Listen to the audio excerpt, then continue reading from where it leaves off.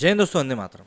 भाई, राहुल गांधी जैसे व्यक्तित्व का इंसान हो और वो कहीं पर पार्टी करने जाए और उसका वीडियो सामने आ जाए तो जाहिर सी बात है उसके बाद तो खोजबीन शुरू हो ही जाती है।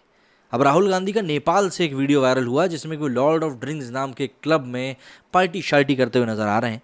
हालांकि कांग्रेस ने इसको लेकर स्पष्टीकरण दे दिया है। कांग्रेस ने दिया है, मतलब खुद राहुल गांधी ने नहीं दिया, कि वो वहाँ पर अपनी एक सहेली की शादी को अटेंड करने के लिए गए हैं। हालांकि उनके साथ जो उसमें महिला दिख रही है उस महिला के ऊपर ये आरोप लग रहे थे कि वो चाइनीज़ एम्बेसडर टू नेपाल है, हो यांकी उसका नाम बताया जा रहा है। हालांकि अब सामने कुछ ऐसी बातें भी आ रही हैं कि वो कोई और महिला है। स्पष्ट रूप से कुछ भी चीज़ सामने नहीं है। बस जो चीज़ सामने आई है वो यही है कि नेपाल में वो अपने एक महिला मित्र की शादी में गए हुए हैं, युवा नेता भारत के। अब ऐसे में जो महिला मित्र है उसके बारे में खोजबीन की जाने लगी। अब उसके बारे में तरह तरह की बातें सामने आ रही हैं कि वो अरुंधति रॉय की फ़ैन है और मोदी जी की दृढ़ विरोधी मानी जाती हैं। जरा देखते हैं क्या कुछ बातें हैं जो उनकी महिला मित्र के बारे में सामने आई। कांग्रेस के पूर्व अध्यक्ष राहुल गांधी का एक वीडियो तेजी सोशल मीडिया पर वायरल हो रहा है। इसमें वो नेपाल में चीन की राजदूत हो यांकी के साथ पार्टी करते हुए दिख रहे हैं। हो यांकी वही है जिस पर हनी ट्रैपिंग का सहारा लेकर अपने देश का हित साधने के आरोप लगते रहे। राहुल गांधी जिस कार्यक्रम में दिख रहे हैं वो सुमानिया उदास का आयोजन था। सुमानिया उदास उनकी दोस्त हैं जिनके निमंत्रण पर राहुल गांधी नेपाल पहुंचे। राहुल गांधी सोमवार मतलब कि 2 मई को नेपाल पहुंचे और शाम के 4:40 बजे विस्तारा एयरलाइंस की एक फ्लाइट से उन्होंने वहां पर लैंड किया। एयरपोर्ट पर उनके साथ 3 अन्य लोग भी थे। राहुल गांधी पिछले कई दिनों से भारत में नहीं है। काठमांडू के नक्सल में स्थित मैरियट होटल में राहुल गांधी और उनके दोस्त ठहरे हुए थे। सुमानिया उदास की शादी में वो वहां शरीक होने गए थे। सुमानिया के पिता भीम उदास ने इसकी पुष्टि भी की है।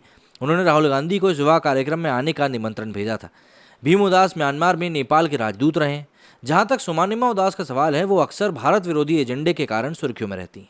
जब नेपाल और भारत के बीच नक्शे को लेकर तनाव चल रहा था तब भी उन्होंने उस दौरान भड़काऊ बातें करी थी। दरअसल नेपाल ने मई 2020 में एक नया नक्शा जारी करके भारत के कुछ हिस्सों को अपना करार दिया था।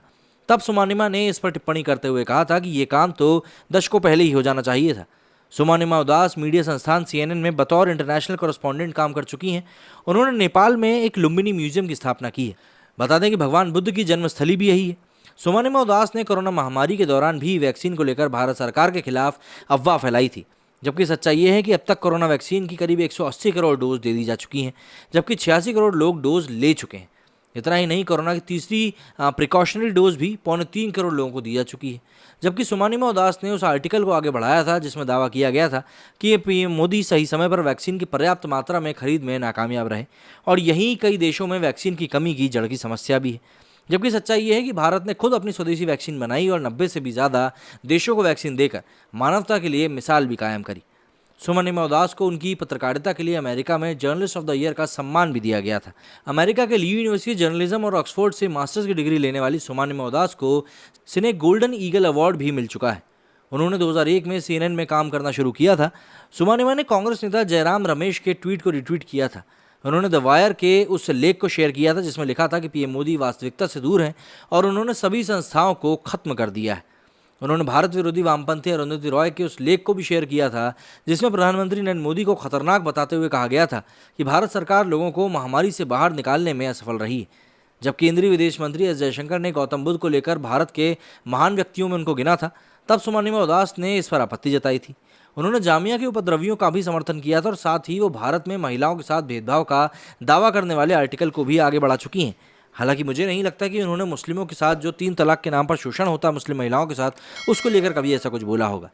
क्या होता है कि देश विरोधी होना और मोदी विरोधी होना ये 2 अलग चीज़ें हो जाती हैं। आपको अगर देश के हित में काम करना है तो आप सोच समझ के विरोध करोगे, लेकिन यदि आप सोच के बैठो कि आपको व्यक्ति का विरोध करना है तो फिर चाहे वो अच्छा करे चाहे वो बुरा करे, आपको कोई फ़र्क नहीं पड़ता। तो ये थी कुछ उपलब्धियाँ राहुल जी की सहेली की। अच्छा है कि अब उनकी शादी हो रही है। मेरे स्टूडियो फिलहाल इतना ही। जय हिंद, जय भारत।